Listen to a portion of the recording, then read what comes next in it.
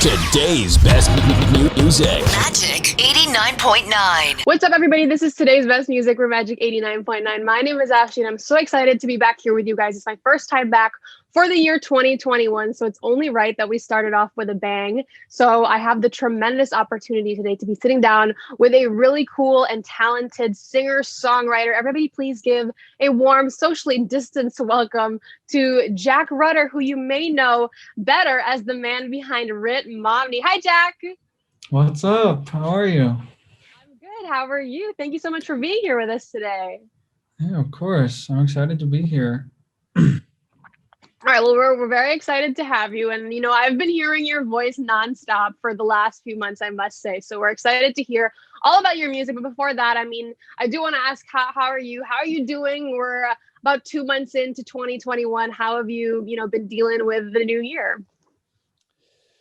I mean, I think a new year is always exciting. It does seem like it's so far it's been a lot of the same stuff going on. Yeah, I mean, I'm really excited for 2021 though. I think it'll be, hopefully we can kind of start to come out of the pandemic a little more. Yeah, it should be a good year. I hope it's a good year. Right. Yeah. I mean, I think everybody's hoping that. So let's all kind of keep our fingers crossed. So your song, or I'm going to say your version of the song, Put Your Records On, has been playing nonstop on our radio station for the last few months. So first thing I do want to ask you, before we get to your version of the song, the original is, of course, by Corinne Bailey Rae. I mean, I believe you're in your early 20s, and that song came out in like 2006, 15 years ago or so. I mean, tell us about how you connect to the song. What was the reason behind wanting to do a cover of that song in particular?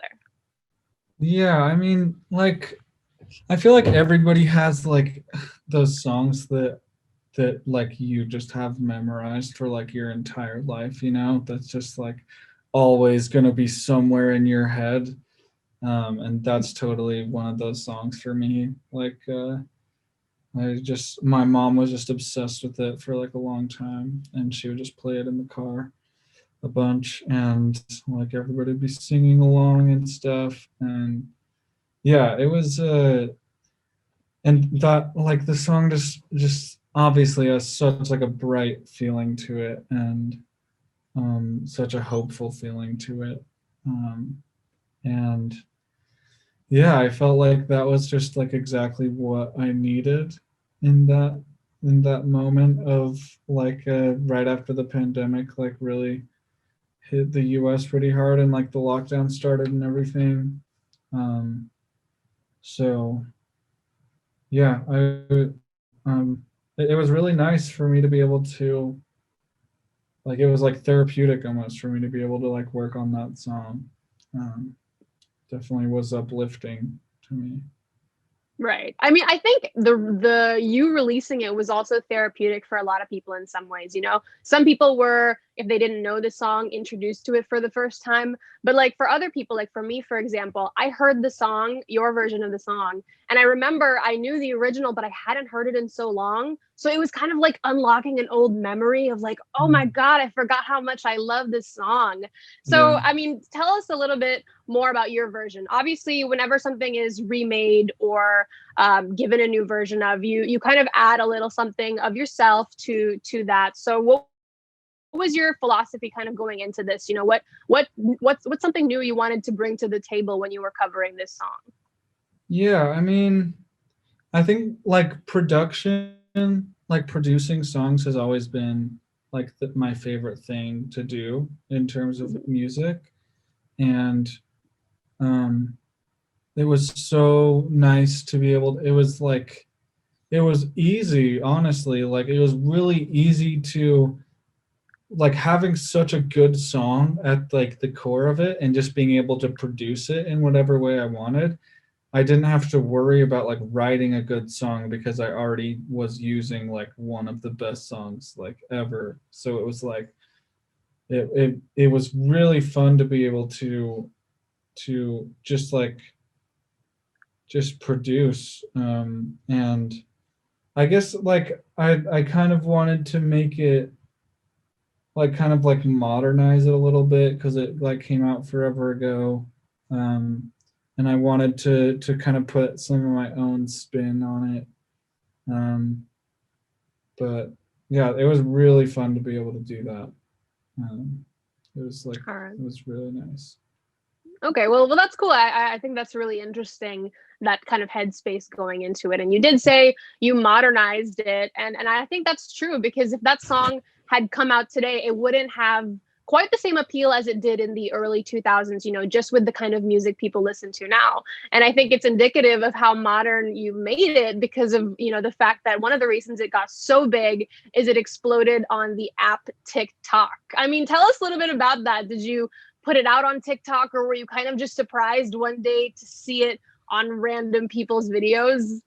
Well, it was like so I up until now I've put all my music out like on DistroKid or TuneCore, which are just like websites where you can like distribute your own music. And it just kind of automatically puts it on all these different like Spotify and Apple Music and TikTok and everything. And I actually didn't even have I think I might have had an account, but I didn't have the app. And then my girlfriend had it, and she like saw like a few people were like doing the that challenge, like the makeup challenge, and she was like, "Oh my gosh, this is the trend!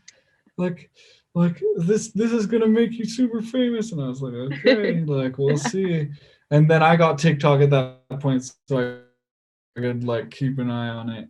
And then it was like pretty soon after that, it was just like really quickly, like everything was happening really fast, and it's like whoa, this is like so many videos, and like I was like talking to record labels and stuff, and yeah, it was insane for a little while. All Yeah. right. Well, I think, yeah, well, that's so cool that you were able to get so big through that platform, despite the fact that everyone's kind of stuck at home now and opportunities are limited, that you're able to kind of make the most of your presence on the internet. And I think, like you said, things were crazy. You were talking to record labels, and it got to the point, I did read this online, that you actually got Corinne Bailey Rae's blessing. You guys spoke over a Zoom call, I believe. Can you tell us a little bit about that interaction? Yeah, that was insane. That was definitely a career highlight. Just like being able to talk to her, and she was just so nice, like just like you would expect from the person who like made that song. She was super like sunshiny and happy, and like literally could not have possibly been nicer to me. Um, and it was and she was like giving me advice about like life in the music industry, and we were kind of just like talking about like what it's like to kind of be like thrown into this whole thing, like when you have a song that starts doing well. um yeah, it was super nice to be able to talk to her. It was a really cool experience. All right. Well, congratulations to you for, not everyone in their lifetime gets to talk to one of their like music or songwriting idols. So I'm really glad you got that for you. So I want to backtrack a little bit now. We've been talking about the single, but you're very young, and there's a lot of people now starting out in the music industry very young. I believe I read that you actually started getting into music sort of with your group of like high school friends, and that eventually evolved into you going solo. I mean, tell us about your journey a little bit, how you kind of decided. Were you very serious already, like as a teenager, of like, I want this to be my career? How did that evolve into where you are now? Yeah, I mean, I didn't really start doing anything musical until I was in like seventh or eighth grade. And I started kind of like trying to teach myself some piano and guitar and like how to sing and stuff. It was really mainly because like my older brother has been like a musician like forever. Like he was like doing like the talent show in like fifth grade and stuff. And everybody was like, "Oh, he's so cool and he's so cute and he's so good at singing and stuff." And I was like, "I want to do that." Um, and yeah, and then I ended up just really falling in love with it, and it was something I really liked to do. I spent a ton of time just like, I wasn't good at singing at all. I wasn't one of those people who's just like born good at singing. Like I sucked for a while, and I just like, for some reason, even though I was so bad at it, I just loved to do it. And then I eventually started getting a little better and a little better. And then I kind of started producing stuff. Like I got like GarageBand on a laptop and started kind of recording and producing a little bit. And then I like formed a band with some friends in high school, and we called it Ritt Momney, kind of randomly. And uh, um, and then it just kind of went from there. They ended up going on LDS missions, and I didn't. So I was staying back and just like still writing music and everything. So I decided to release it under that name, and that pretty much brings us to where we are now. I feel thank you for sharing that. First of all, I did definitely want to ask that. I was going to be like, is there any meaning behind Ritt Momney? I'm sure a lot of people ask you, and I think the first time I read it, my brain kind of did a wait. Did I say that correctly? I think Yeah. I mean, was it really just like a random decision?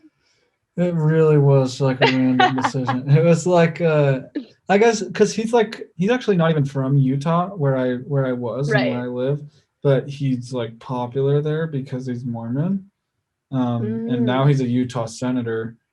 But at the time he was just really popular in Utah. Everybody in Utah was talking about him all the time. And it was like, oh, we're from Utah, like it's Mitt Romney, and yeah. And then it was just, what if it was Ritt Momney? And I was like, okay, sure. I mean, I love that, because a lot of people think that like artist names or band names always have to have some kind of like a deeper meaning. But I like that yours is kind of just like chill, like, it doesn't really mean anything. Yeah. But I also like what you said earlier about how you kind of started out in singing and in music, not really, feeling confident in your ability. You said you didn't feel like you were that good. And I appreciate you saying that because, there are a lot of people who want to get into music but are afraid. They feel like they need to be born with it somehow. Do you have any advice for, I'm sure you have a lot of young fans who see you on the internet who feel interested, but I guess are kind of intimidated or don't know how to start? Yeah, I mean, I would say you don't have to put yourself out there until you want to. Like I think if I had never started music before, and I would have started like now, I think that now I'm more self-conscious than I was. And I think it's really important that like even just in life, like it's important that you're okay with being bad at things. Like like I think a lot of times people are like, oh, I want to try singing, and then they like go and try to sing, and then they listen back to a recording, they're like, oh, that's bad, and then they just never want to do it again. And I'm really like, I would not be doing music today if I was in that mindset when I started. You just have to like want to do it, I guess. And if you don't want to do it, then like, okay, you don't have to like, if you don't want to do it enough that you just like enjoy playing music, and even if you aren't super good, like that's totally fine. But if you do want to do it, just don't let um, don't let like insecurity or um, like underconfidence like stop you from doing it, because you're only going to get better. Okay, well, thank you. I mean, that's such simple advice, but I also think it's really profound and really great to end things off with. Don't be afraid to be bad at things. So we are almost out of time here, but before we do head on out, I do want to ask you for just a really quick message for all your Filipino fans. There's so many people who have grown obsessed with your song, and we hope someday in the future, maybe far future, you'll come visit. We can see you live. We'd love to hear more of your music here. So just a quick little message. Yeah, I'll be in the Philippines someday soon. I think within the next 2 years. I think I'll be in the Philippines. Okay, we're excited. We're excited. But yeah, I mean, thank you guys. Like it's really, it's like every day I'm amazed, like wow, there are this many people like so far away from me that are still listening to my music. So, and it really doesn't happen without you guys. So thank you. All right. Well, thank you once again, you guys. My name is Asha. We have been blessed today by the presence of Jack Rutter, aka Ritt Momney. His song "Put Your Records On," which is a cover, of course, of the original Corinne Bailey Rae song, has been playing nonstop on Magic 89.9. Feel free to vote for it, request for it as many times as you would like. Thank you so much, Jack, for sitting down with us today. We had such a good time. This has been today's Best Music, Magic 89.9, and we'll see you guys next time. Bye-bye. Thanks. See ya.